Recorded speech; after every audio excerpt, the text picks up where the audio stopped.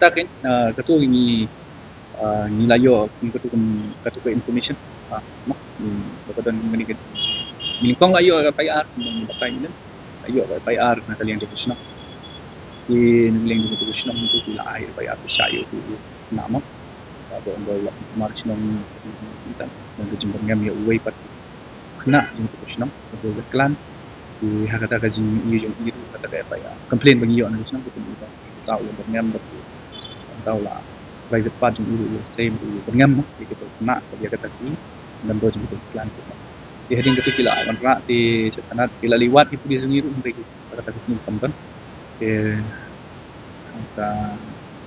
iyo pada ngilayo hading ketu kan isi la wanyalam na itu ni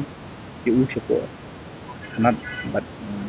hading ketu la penpai ni but meden ngilayo so complain belum tak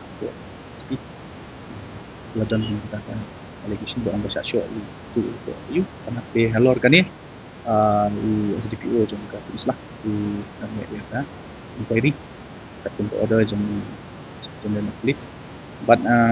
dia kan ika report on iCloy report ni ka kayo sayo but peladap dia kata sama dan